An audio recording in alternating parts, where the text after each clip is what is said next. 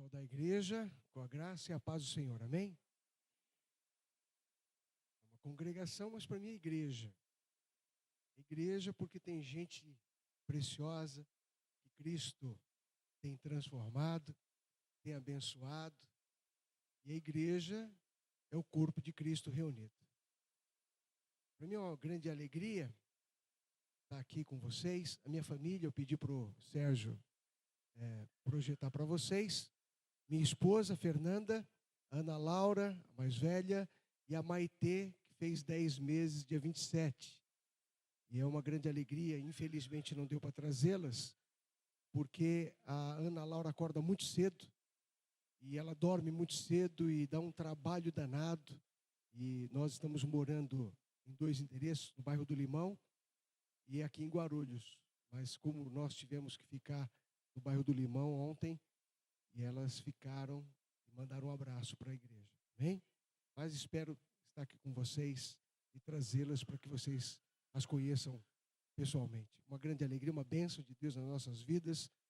Filhas, nós programamos e vieram no tempo de Deus, ainda que algumas pessoas me chamam de pai Abraão, né? Fiz 50 anos dia 11 de setembro, minha esposa tem sido uma bênção na minha vida, no meu ministério, uma grande alegria para que nós possamos fazer aquilo que Deus tem colocado em nossos corações. Deus tem derramado da sua graça, das suas misericórdias em nossos corações. Amém? Irmãos, eu sou professor também, além de pastor, sou professor, dou aula na Fundação Casa em Itaquera, e o Estado está com uma programação a nível de Estado, chamado Setembro Amarelo. Já ouviram falar? Setembro Amarelo? Infelizmente, é um tema que poderia não estar entre nós, que é o suicídio. Pessoas têm tirado as suas próprias vidas. Antigamente eram apenas os incrédulos que faziam isso. Mas, para nossa tristeza e surpresa, muitos crentes também têm dado cabo de suas próprias vidas. Isso deve nos fazer pensar sob a ótica de Deus. Antes de qualquer coisa, eu quero dizer aos irmãos que eu não acredito que as pessoas que tiram as suas próprias vidas vão para o inferno. Eu não acredito, porque isso não é bíblico. Os homicidas não herdarão o reino de Deus. Aqueles que tiram a vida de outra pessoa. Não estou aqui com isso tentando defender as pessoas que tiram as suas próprias vidas, não é isso. Quem vai julgá-los é Deus, não sou eu. Ele é o Rei dos Reis, Ele é o Senhor dos Senhores, Ele é o soberano, Ele é o justo juiz. Ele é que nos criou com propósitos eternos, mas as práticas da vida cristã, elas devem ser observadas à luz da palavra de Deus. E quando nós observamos alguns problemas como esse, pessoas que tiram suas próprias vidas, não é brincadeira. Ainda pessoas que confessam que Jesus Cristo é o Senhor de suas vidas. O que eu e o que vocês precisamos ouvir da palavra de Deus para que este mal não nos alcance. Porque todos nós estamos sujeitos, vulneráveis, somos pecadores, somos limitados. E o apóstolo Paulo nos fala de uma maneira muito triste, né? Aquele que julga o outro, ele fala assim, aquele que estiver em pé, olhe para que não caia. Ou aquele que caiu, você não deve ficar julgando. Você deve aprender, né? E aí tem uma frase muito interessante que circulou nas redes sociais, que eu levei para os meninos da Fundação Casa.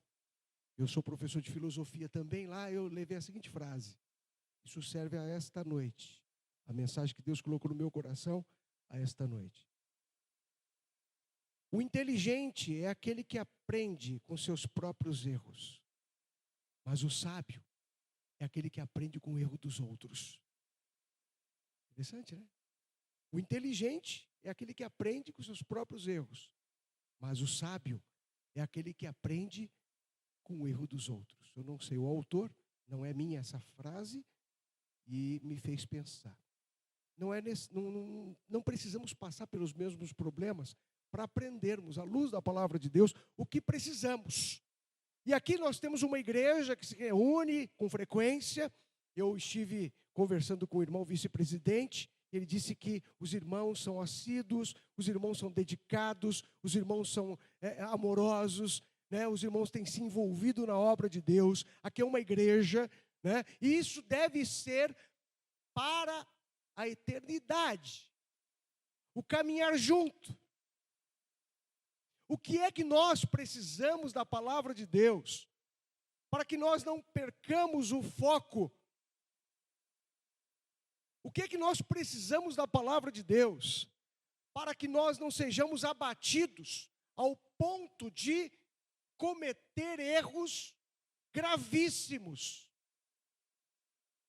E aí, à luz da palavra de Deus, Deus tem falado comigo nos últimos meses em Filipenses, que eu gostaria que vocês abrissem. E o apóstolo Paulo escreve esta carta, muito provavelmente, porque não é uma comprovação histórica, mas ele estava preso, porque pregava o evangelho. Então ele não estava numa praia, tomando água de coco, louvando a Deus, cantando hinos na igreja. Pelo contrário, ele estava preso. E ele escreve essa carta aos filipenses, e no contexto histórico é cidade de Filipe. Filipos. Filipe, pai do Alexandre o Grande, grande conquistador, antes do Império Romano se instalar.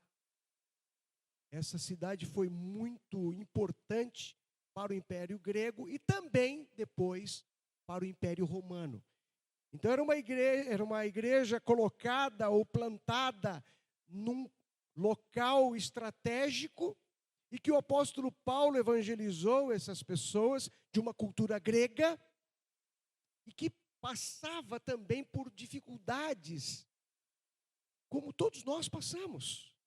E o apóstolo Paulo escreve essa carta, mandando pessoas queridas levar algumas recomendações práticas da palavra de Deus. É interessante que não tem tratado teológico, não tem uma necessidade teológica, mas sim uma orientação prática para a vida cristã do cotidiano, no dia a dia, como eu, como você precisamos viver a vida cristã.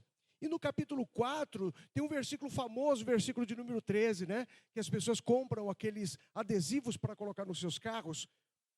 Tudo posso naquele que me fortalece. Filipenses 4,13. Bonito, né? Mas nós precisamos entender o contexto. Tudo posso o quê? E é no capítulo 4 que eu quero meditar com os irmãos nesta noite, a partir do versículo de número 1 até o versículo de número 9. Depois eu direi o tema da mensagem. Vamos ler a palavra de Deus, todos acharam? Filipenses capítulo 4, do 1 ao 9, diz assim, quase finalizando a carta, o apóstolo Paulo diz assim: portanto, meus amados e muito queridos irmãos, minha alegria e coroa, estai assim firmes no Senhor, amados. Rogo a Evódia e rogo a Sintique que sintam o mesmo no Senhor. E peço-te também a ti, meu verdadeiro companheiro, que ajudes essas mulheres que trabalharam comigo no Evangelho, e com Clemente, e com os meus outros cooperadores, cujos nomes estão no livro da vida. Regozijai-vos sempre no Senhor.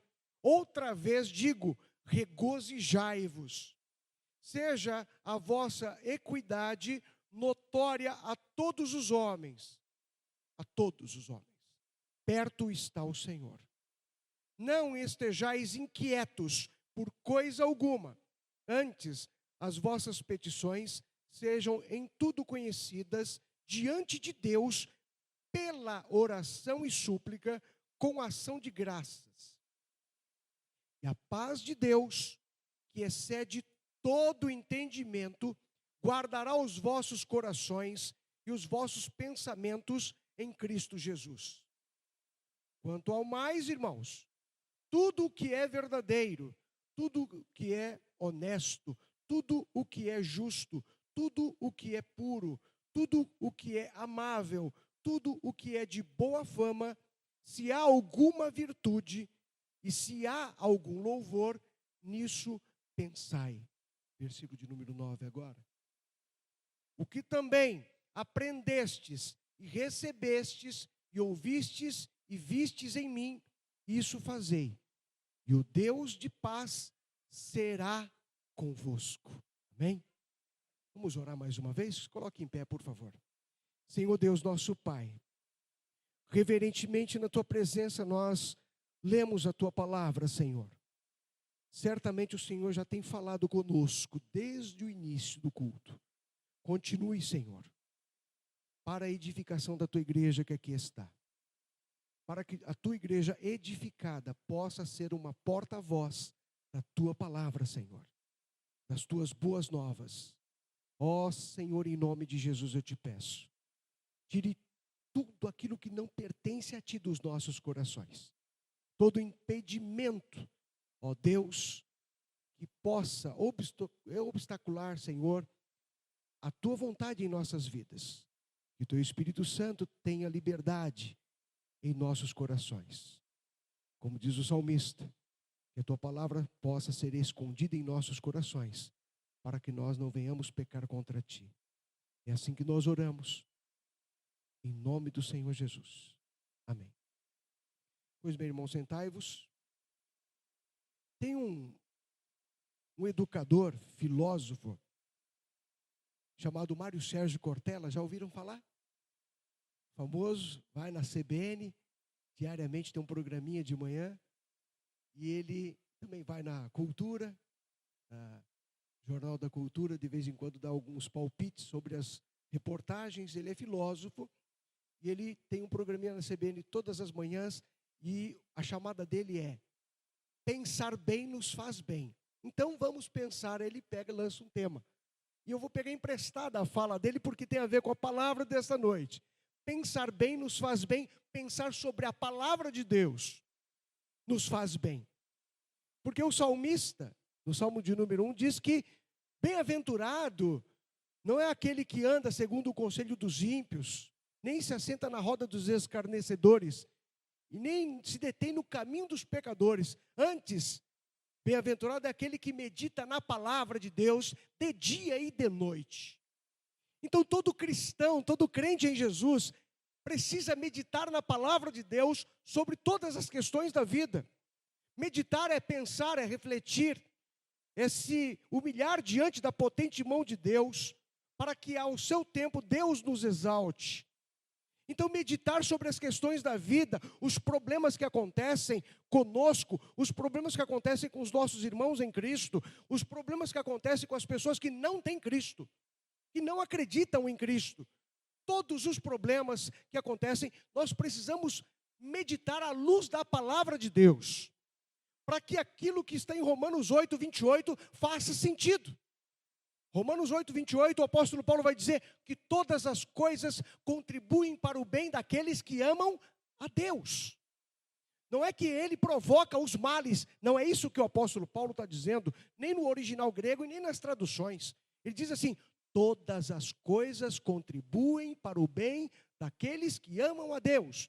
Não é que Deus provoca os males, como por exemplo esse garotinho que nós oramos nesta noite, com 5 aninhos de idade, caiu de uma escada e aí machucou feio, está na UTI do Hospital São Luís.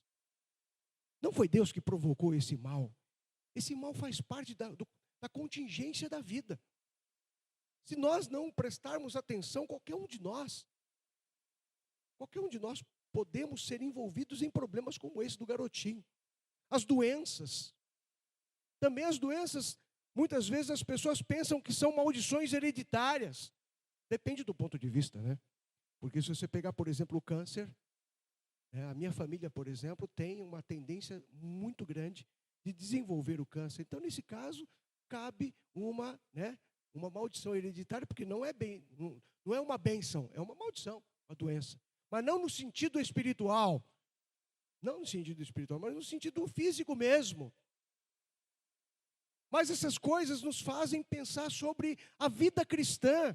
E o apóstolo Paulo vai dizer que quem espera de Jesus só nessa vida é um dos mais perdidos e pobres pecadores.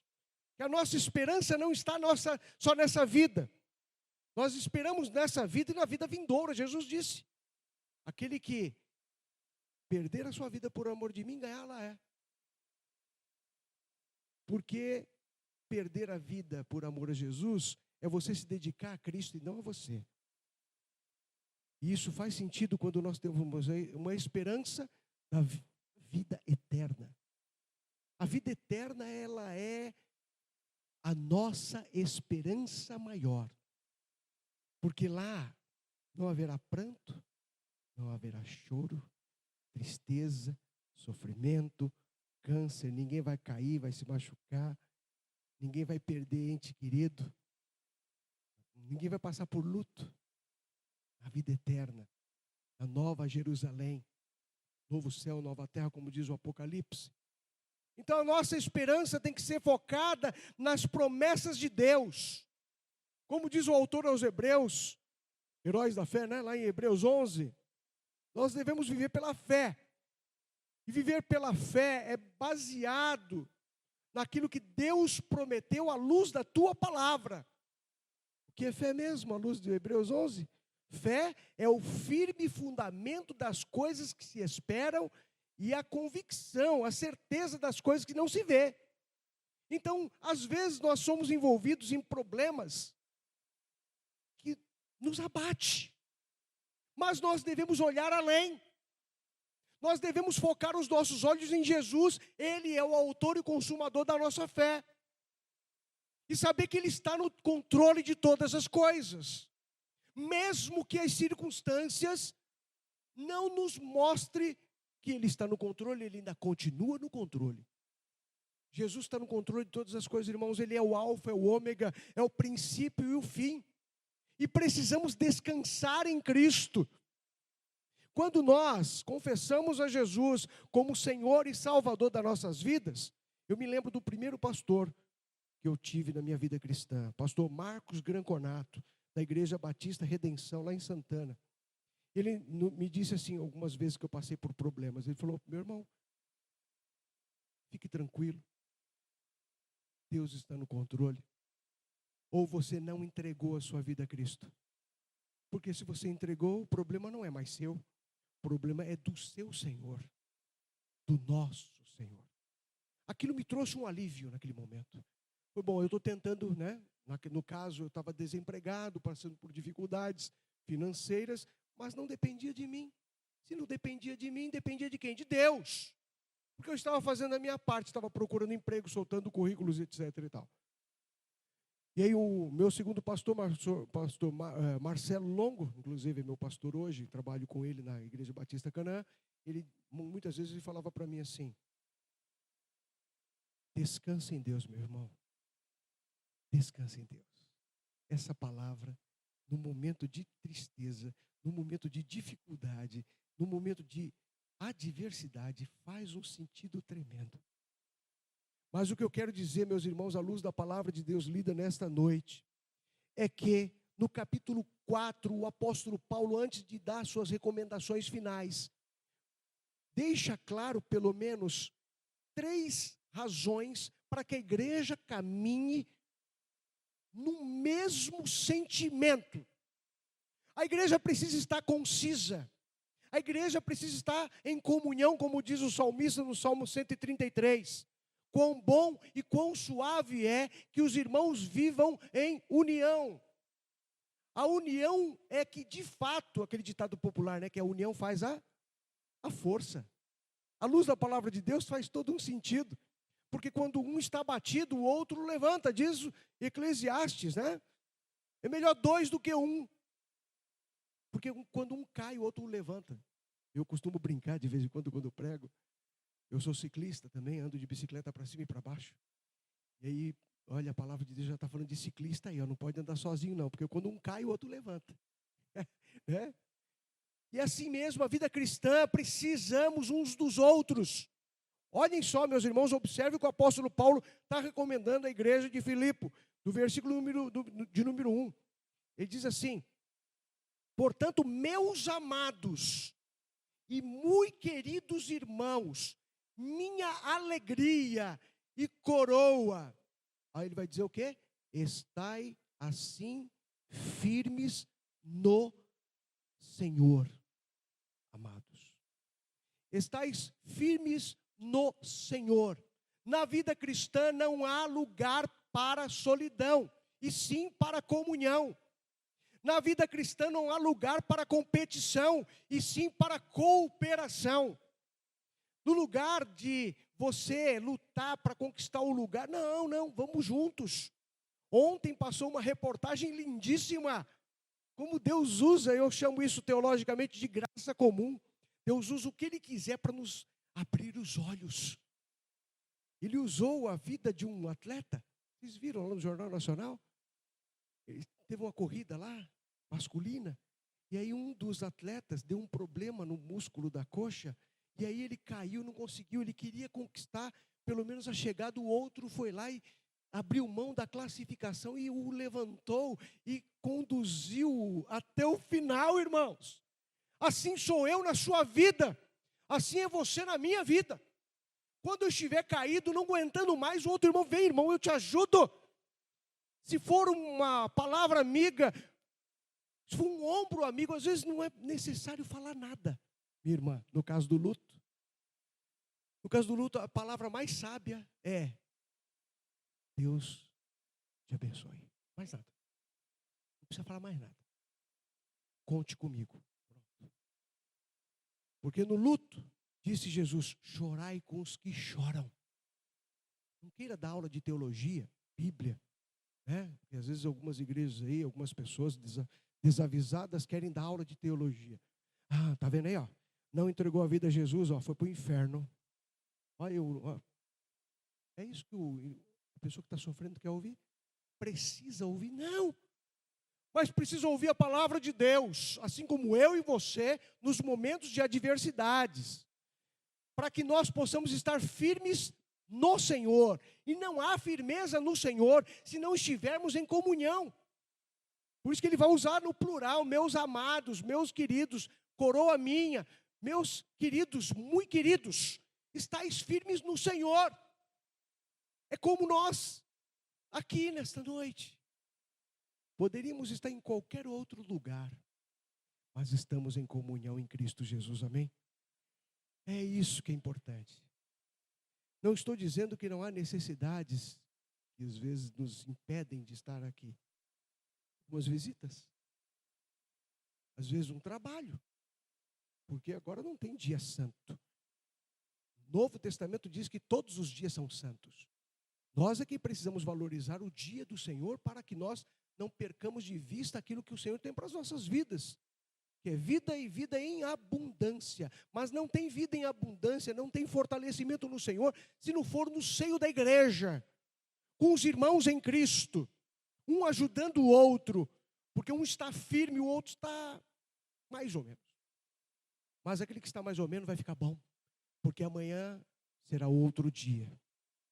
Porque as misericórdias do Senhor se renovam a cada manhã, irmãos. Eu não sei qual é o seu problema, mas você precisa estar firme no Senhor. Se você estiver firme, continue firme. Firme no Senhor. Segundo, versículo 2 em diante, o apóstolo Paulo vai dizer para a igreja ter o mesmo sentimento. Versículo de número 2. Rogo a Evódia, nome feio, né, irmãos? É grego, é uma mulher, tá? E rogo a Sintique também, é outra mulher, que sintam o mesmo no Senhor. E peço-te também a ti, meu verdadeiro companheiro, que ajudes essas mulheres que trabalharam comigo no Evangelho e com Clemente e com os meus outros cooperadores, cujos nomes estão no livro da vida. Ou seja, o sentimento de ajuda mútua, o sentimento de carregar o fardo um do outro, o sentimento de amar a Cristo e ao próximo como a nós mesmos. Como aquele religioso chegou perto de Jesus e falou: qual que é o maior mandamento de todos? Aí Jesus disse: amarás o Senhor teu Deus de todo o teu coração, de todas as tuas forças, de todo o teu entendimento, e amarás o próximo como a ti mesmo. Irmãos, a fé, ela é amar a Deus. A prática é amar o próximo. Fé sem prática não serve para nada. Tiago vai nos lembrar disso. E nós precisamos sair da nossa zona de conforto para abençoar as pessoas que estão necessitadas. Quando falta algum irmão, a gente tem que sentir falta dele. Quando o irmão estiver no hospital, nós devemos dar um jeito, ou se não der para visitá-lo, pedir para o pastor visitar, um irmão visitar, seja quem for. Porque uma pessoa que está no hospital, quando recebe uma visita de 10 minutos, irmão, 10 minutinhos, faz toda uma diferença. E aí, você sabe qual é o sentimento de um cristão quando está enfermo, quando recebe uma pessoa visitando? É Deus. Deus que está enviando você para poder me abençoar. No fundo do coração é Deus. Olha que bênção. É Deus que tem abençoado a minha vida através da sua vida. Porque todos nós fomos criados à imagem e semelhança de Deus. Imago Dei. Então, quando uma pessoa abençoa a outra, é Deus abençoando. Quando uma pessoa ajuda a outra, é Deus que é glorificado. Quando uma pessoa auxilia a outra, é a boa mão de Deus que está sobre a vida daquele que é necessitado. E esse sentimento tem que fazer parte da vida da igreja. Por quê, irmãos? Porque a igreja, ela não foi chamada para a zona de conforto. A igreja não foi chamada para poder ficar em 4 portas apenas. 4 portas é muito bom, edifica, não é ruim. Mas não pode ficar só aqui, tem que sair para falar de Jesus para os vizinhos. Às vezes você falará de uma maneira prática e não verbal. Como São Francisco de Assis disse, pregue o evangelho o tempo todo. Se for necessário, você use palavras. O que São Francisco quis dizer? Quis dizer que você deve viver a vida de Cristo, independentemente de você falar ou não. Então, qualquer um de nós podemos testemunhar de Jesus, agindo eticamente cristã, com Cristo no centro das nossas vidas. Uma vida cristocêntrica. E aí você estará testemunhando de Cristo. O cristão, ele é luz no mundo, sal da terra. A luz deve brilhar nas trevas. O sal deve salgar, deve fazer diferença. Se isso não acontecer, a igreja não está sendo igreja. Igreja somos nós, são pessoas que por onde quer que andemos, aí você pega do Antigo Testamento, né? Onde a planta do teu pé pisar será santo. Onde quer que estejamos andando, a igreja está lá. Porque a igreja somos nós, irmãos, amém? Então, esse sentimento de ajudar, esse sentimento de abençoar, esse sentimento de, evitar algumas discórdias, Evódia e Sinti, que tinham as suas dificuldades. Nós também temos as nossas, mas como é que nós vamos lidar com essas diferenças? Com amor. Amor altruísta e não egoísta. Olhando, como diz a palavra de Deus, considerando o que é do outro e não o que é nosso mesmo. Aquilo que me pertence tem que ficar em segundo plano. O problema é que esse mundo tem pregado o contrário. Esse mundo materialista, egoísta, se você precisar da cabeça do outro para subir, você tem que fazer isso aí. Senão você não vai ser ninguém na vida. Você fala, repreendido em nome do Senhor Jesus. Porque maior é o que está em mim do que o que está no mundo. Cristo quer que eu suba pelos méritos dele e não pelos meus méritos. Porque sem ele, Jesus disse, sem mim nada podeis fazer. Então a igreja tem que ter o mesmo sentimento que tinha em Cristo Jesus. que o apóstolo Paulo vai dizer um pouquinho antes. É que ele, mesmo sendo Deus, não teve por usurpação ser igual a Deus. Antes esvaziou-se a si mesmo, tomando a forma de homem e morrendo uma morte de cruz. Naquela época, quem morria crucificado eram bandidos, eram pessoas malquistas pela sociedade e pelo Império Romano.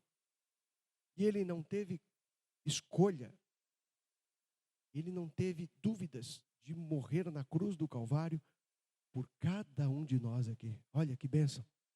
Esse é o amor altruísta. Às vezes nós não temos o mesmo sentimento. O que acontece? Aí na igreja geralmente é assim, o pastor não falou meu nome. O pastor visitou fulano e não me visitou. Mas você deu o teu nome? Você pediu para ele visitar? Não, mas ele tem que saber do meu problema. Quem foi que disse que ele é adivinho? Não tem adivinho na Bíblia. Aliás, teve uma mulher que adivinhava, porque tinha um espírito de adivinhação, que era demoníaco, e o apóstolo Paulo foi lá e repreendeu e expulsou. Então o pastor precisa saber das coisas, os irmãos precisam saber. Outra coisa, irmãos, para ter o mesmo sentimento na igreja, que nós possamos sentir a mesma coisa. Não tem lugar para aquele para-choque de caminhão, né? Sabe para que Deus deu a vida para cada um de nós? Para cada um cuidar da sua própria vida. Não cabe no reino de Deus. Não cabe, irmãos. Porque eu preciso me preocupar com a sua vida, sim. Você precisa se preocupar com a minha vida, sim. Há um erro muito gritante na vida da igreja evangélica de um modo geral, achando que, por exemplo, o pastor é um super-homem. Já viram? Pastor Clark Kent? Aqui no púlpito é Clark Kent. Depois que saiu daqui é Superman. Saiu por aí voando, ninguém atinge ele. Ele é o super-homem. Não tem problema financeiro, não tem problema de saúde, não tem problema familiar, não tem problema nenhum. É super-homem. Irmãos, isso não existe. Pastor é um ser humano. Pecador. Só conhece um pouquinho mais da palavra de Deus e deve se dedicar um pouquinho mais porque conhece mais. Mas ele é um ser humano que chora. Ele é um ser humano que precisa pagar contas. Ele é um ser humano que, quando fica doente, internado no hospital, precisa também de visitas. E os irmãos, a mesma coisa, de igual modo. E a gente tem que ter o mesmo sentimento. Sabe, quando o pastor fica doente, vamos visitá-lo. Vamos orar por ele, mas vamos visitá-lo também. Quando o irmão estiver desempregado, passando necessidade, vamos fazer uma cesta básica para ele, mas vamos ver como é que está a conta de luz dele. Para não acumular, porque depois que acumular, a igreja não tem como ajudar tanto quanto se fosse uma ou duas contas. Água. Vamos ver se tem leitinho para criança, se tem fraldas. Vamos ver as necessidades. Não é patrocinar luxo. Não é isso que a palavra de Deus nos ensina. E sim, suprir necessidades. Esse é o papel da igreja. Esse sentimento tem que haver, tem que estar presente na vida da igreja de um modo geral. Tem o mesmo sentimento. Para que as discórdias, sabe? Fulano de tal foi lá, fez como é que chama? Chá de bebê para dona Doquinha. Mas para mim não fez chá de bebê. Mas você pediu. Você falou que seria bom fazer porque você não está tão bem assim. Às vezes a gente tem que falar, irmãos. Falar. Para que esse sentimento seja único na igreja. A igreja vai crescendo, está crescendo, está crescendo. Daqui a pouco não dá para dar conta de tudo. Se os irmãos não falarem, como é que a gente vai dar conta? Não tem como. Em terceiro e último lugar, eu acho que isso aqui é fundamental. Pensar bem nos faz bem, como diz Cortella, e pensar bem sobre a palavra de Deus, no meu caso. Olhem só, do versículo 4 até o 9, que é o fechamento aí da mensagem desta noite. Regozijai-vos sempre no Senhor. Outra vez digo, regozijai-vos. Seja a vossa equidade, quer dizer, o tratamento igual, notória a todos os homens, perto está o Senhor. Não estejais inquietos por coisa alguma. Antes, as vossas petições sejam em tudo conhecidas diante de Deus, pela oração e súplica com ação de graças.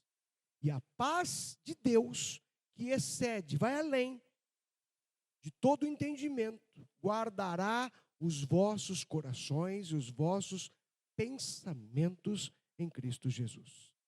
Quanto ao mais, irmãos, tudo que é bom, tudo que é verdadeiro, tudo que é honesto, tudo que é puro, tudo que é de boa fama, tudo que é amável, se há alguma virtude, se há algum louvor, nisso pensai. Pense naquilo que edifica. O que também aprendestes e recebestes e ouvistes e vistes em mim, diz o apóstolo Paulo, e eu também posso falar a mesma coisa. Isso fazei, façam, e o Deus de paz será convosco. Irmãos, a alegria do Senhor é a nossa força. A alegria no Senhor faz com que nossos pensamentos sejam voltados apenas para aquilo que edifica. Interessante, né? Esses dias também passou uma reportagem dizendo sobre a nossa memória. Que a nossa memória é seletiva, ela não guarda tudo. Ela guarda aquilo que é mais importante. Porque se guardasse tudo, nós entraríamos em parafuso logo, logo. Passou essa reportagem esses dias, isso não é, para mim não é novidade. Porque nós não nos lembramos de tudo. E a palavra de Deus diz que nós devemos ouvir tudo e retende o que é? O que é bom. Então nós devemos pensar naquilo que realmente edifica. Pensar no que edifica faz com que nós venhamos a ter uma vida e vida em abundância, independentemente das circunstâncias. Para que a nossa alegria seja completa, independentemente daquilo que nós estivermos passando. É essa a preocupação do apóstolo Paulo. Tinha discussão na igreja? Tinha. Tinha diferença teológica? Sei lá. Tinha. O mundo grego era cheio de filosofia. E a filosofia, como diz um pregador que eu ouvi há muito tempo atrás, Sérgio Paulo, uma vez ele disse no programa de rádio, estava pregando, né? Eram mensagens temáticas interessantíssimas. Ele disse o seguinte: o verdadeiro filósofo é aquele que faz perguntas e mais perguntas e não encontra respostas e coloca a culpa no outro. Esse é o verdadeiro filósofo. Então a filosofia não tem resposta, é importante. Eu sou professor de filosofia. Mas as respostas devem vir da palavra de Deus, amém? As perguntas são importantes, para que nós não sejamos levados por doutrinas estranhas. Mas a palavra de Deus deve ser lâmpada para os nossos pés e luz para os nossos caminhos, para que nós possamos realmente nos alegrar no Senhor verdadeiramente. E pensar naquilo que edifica. E pensar naquilo que nos traz esperança. Quero trazer à memória aquilo que nos traz esperança. E não ficar focado, sabe, naquilo que não traz edificação. Eu achei interessante a visão da dona Patrícia, da coordenadora da Fundação Casa, porque no Setembro Amarelo ela falou uma coisa muito sábia. Vamos focar na valorização da vida. Não vamos tocar no assunto suicídio. Se você valorizar a vida, você logo foge do pensamento negativo, que é o suicídio. Olha só, uma pessoa que nem crente ela tem temor. Eu percebo que ela tem o temor. Não é crente em Cristo Jesus ainda, mas quem sabe um dia, ninguém sabe, só Deus. E aí nós fizemos várias dinâmicas com os meninos, e amanhã terá palestras para os profissionais que ali trabalham, voltado para a vida. Então, quando você prega a palavra de vida, não tem vez para a palavra de morte. A luz, né, como disse um certo filósofo, basta um pequeno fecho de luz para que as trevas se dissipem. Basta um pequeno raio de luz para que a escuridão suma. Não é assim? Assim a palavra de Deus, basta um cristão no lugar para poder fazer toda uma diferença. E aí nós devemos pensar só naquilo que edifica. Irmãos, se nós pararmos para pensar, focar só na conta para pagar, só na doença que será curada e trabalhada, só nos problemas, só nos enfrentamentos, irmãos, nós estaremos sendo levados a um pensamento que não edifica. Eu não sou pregador da prosperidade. Pelo contrário, sou pregador da palavra de Deus. Então, prosperidade é além do materialismo. A prosperidade é em você vencer, viver no vale da sombra da morte, porque você sabe que o Senhor é contigo. Deus não prometeu te tirar do vale da sombra da morte, mas te prometeu estar contigo todos os dias. Amém? Não diz lá o salmista no Salmo 23? Ainda que eu andasse pelo vale da sombra da morte, não temerei mal algum, porque tu estás comigo no vale da sombra da morte. Ele não prometeu nos livrar do vale, mas está conosco no vale. Como Jesus mesmo disse, né? Prega o evangelho, todas as pessoas, fazei discípulos em todas as nações, batizando no nome do Pai, do Filho e do Espírito Santo, né? E ensinando-os a guardar todas as coisas que eu vos tenho mandado, e eis que estarei convosco todos os dias até a consumação dos séculos. E aí nós seremos levados a uma alegria, a uma edificação, a uma postura verdadeiramente cristã, porque Deus quer usar as nossas vidas para abençoar aqueles que necessitam. Irmãos, quero finalizar dizendo o seguinte, que eu conheci um jovem há muito tempo atrás e serve de testemunho para a igreja, que quando a vida cristã é levada a sério, a palavra de Deus ela é levada a sério. E quando a palavra de Deus é levada a sério, a prática da vida cristã é levada a sério. E quando nós ouvimos uma palavra de Deus e colocamos aquilo em prática na nossa vida, isso faz todo um sentido. E a palavra de Deus ela é libertadora. Há muito tempo atrás, esse jovem eu conheço até hoje, ele é membro da igreja onde eu estou membro também. Chegou para mim, pastor, eu não estou bem. Ó, o que acontece, meu irmão? Não consigo sair na esquina, tenho medo.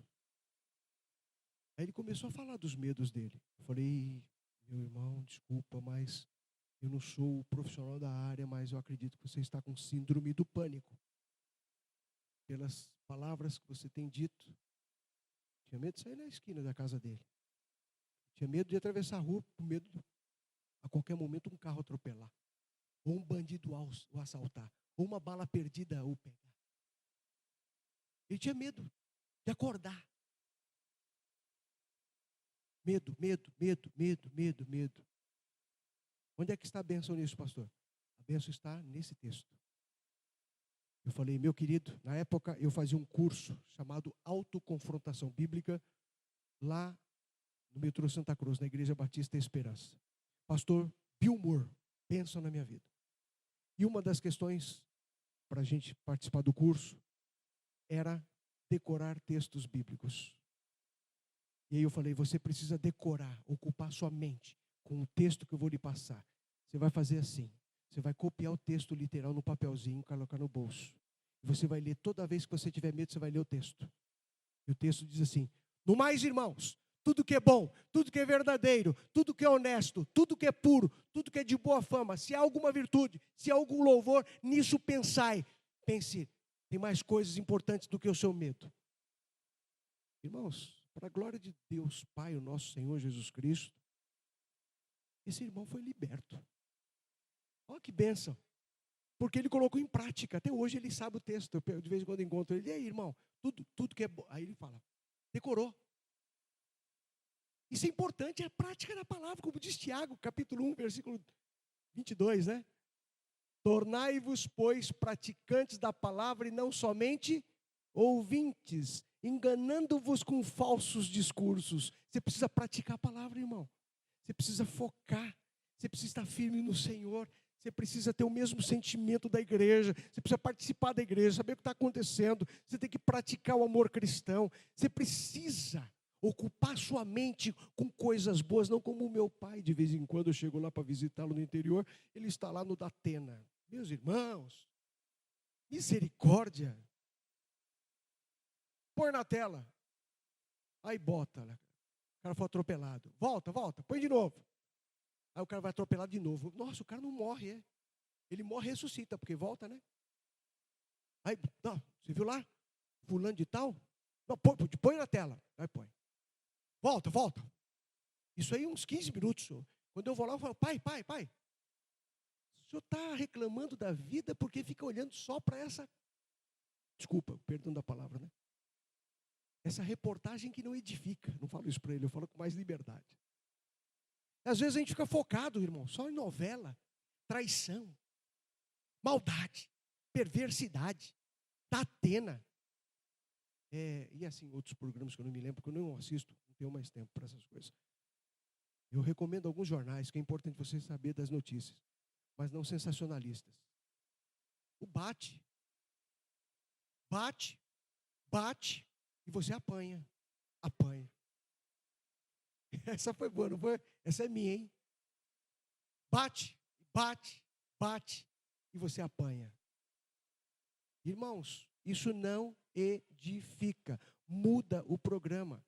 Muda, para aquele momento, leia a palavra de Deus, ore a Deus, participe das visitas, participe das organizações da tua igreja, ocupe sua mente com a palavra de Deus, e aí as trevas não terão espaço no seu coração. Isso é importantíssimo a gente citar. Pensar é meditar na palavra de Deus, porque pensar bem nos faz bem. Salmo número 1, né? Meditar na palavra de Deus de dia e de noite. Jesus, em João capítulo 14, versículo 23, diz assim: aquele que me ama, guardará as minhas palavras. Eu e meu Pai viremos e faremos nele morada. Quando Deus habita um lugar, as trevas não chegam perto. E Hebreus 4:12 diz que a palavra de Deus ela é viva e eficaz, mais penetrante do que espada de 2 gumes, penetra até a divisão da alma, juntas e medulas, e é apta para discernir as intenções e os pensamentos do coração. Então, quando a palavra de Deus entra, ela transforma, irmãos. É a palavra de Deus. O apóstolo Paulo está dizendo aqui, nessa noite, para todos nós. A palavra de Deus, ela edifica. Ela acaba com o disse-me disse. Ela faz com que nós possamos ter o mesmo pensamento. Ela faz com que nós possamos ter alegria no Senhor, que é a nossa força, e pensar nas coisas que edificam. E aí, com toda certeza, irmãos, onde há vida de Cristo Jesus, não há brecha para pensar naquilo que não edifica. Que Deus nos abençoe. Que Deus nos dê essa visão de sempre estar em comunhão com o Senhor, com a sua igreja, meditando na palavra de Deus de dia e de noite. Aqui nós temos os cultos de oração, creio eu, temos a escola bíblica dominical, temos o grupo das mulheres, não sei se tem aqui, tem MCA? Tem MCA, tem o grupo dos homens também? Ainda não, mas vai ter, esse nome de Jesus. O pastor Vanderlei pode ser que implemente aqui, para que os irmãos também tenham o mesmo privilégio de estar juntos, uns com os outros, porque é melhor 2 do que 1. E quando um cair, o outro levanta. Amém? Que Deus abençoe. Eu peço à igreja que se coloque em pé para a gente orar nesse momento.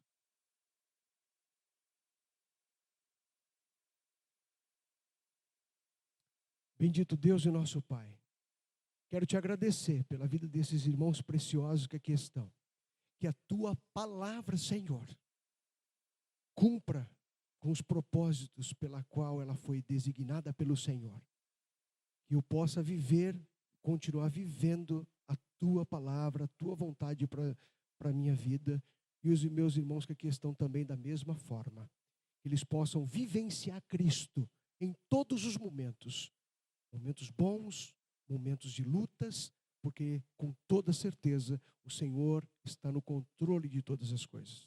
E o Senhor usa todas as coisas para o nosso bem, Senhor. Ó Deus, em nome de Jesus, que nós possamos nos fortalecer no Senhor e na força do seu poder. Que possamos tirar toda a divisão do nosso meio, toda a discórdia, e que possamos nos alegrar no Senhor e ocupar a nossa mente, a nossa memória, os nossos pensamentos, só com aquilo que realmente edifica, aquilo que nos dá esperança, como diz a tua palavra, para que nós possamos seguir adiante e esperar a volta do Senhor. Maranata, ora vem o Senhor Jesus. É assim que nós oramos. No nome de Jesus Cristo, amém.